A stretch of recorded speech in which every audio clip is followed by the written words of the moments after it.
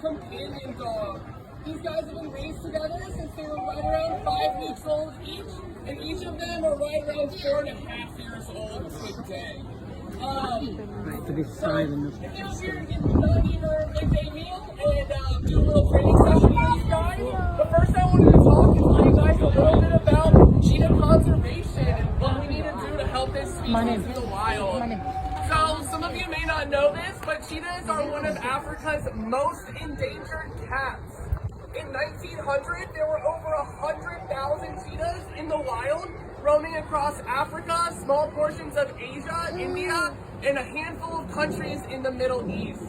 Today, there has been over a 90% population decline in the wild cheetah, and they are only existent in Africa, in a very small portion of India, and are now extinct in over 20 countries. So, why is this? Why is the cheetah struggling right now to survive?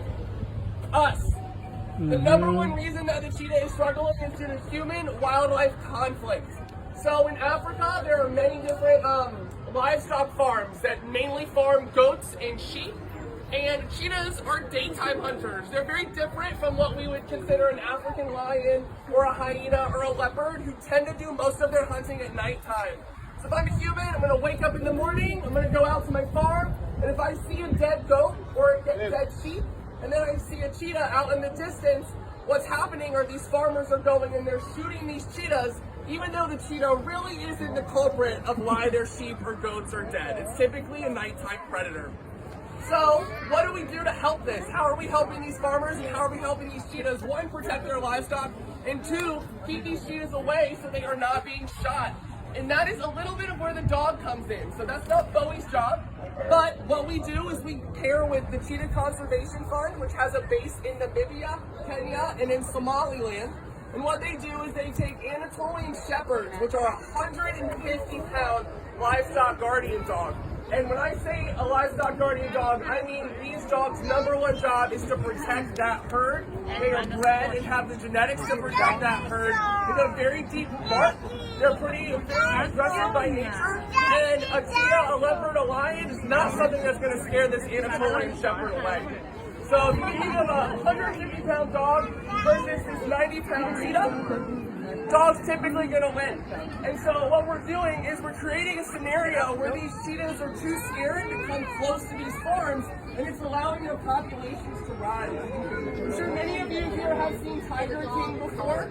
And similarly, in the Middle East, particularly in Somaliland, it is considered a status symbol, very high up if you were to have a cheetah as a pet. So the second reason that cheetahs are struggling in the wild today is due to their cubs being poached from the wild and transported in the illegal black market trade of cheetahs as pets.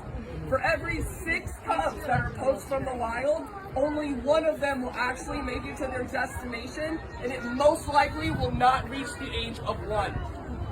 So, what do you guys do to help? How can you guys help this cheetah? One, you can always make sure that we're not supporting big cats as pets.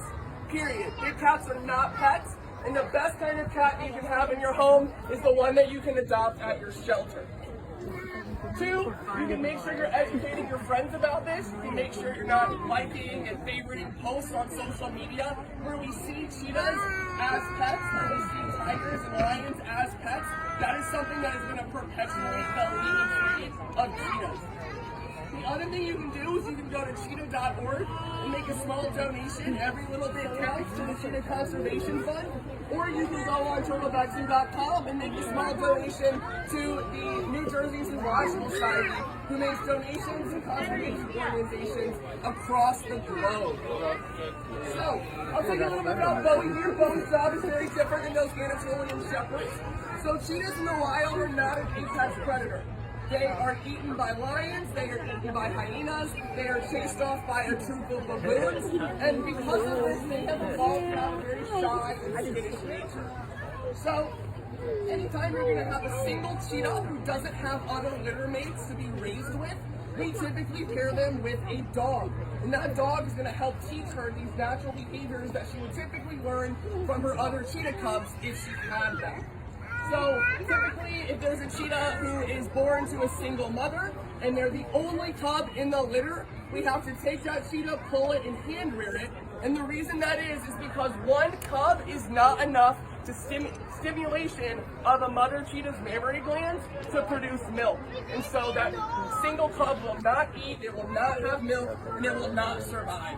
So that is why we take them, and then when we pair them with a dog, they're able to learn the natural behaviors that they would if they were with other cheetahs as they live.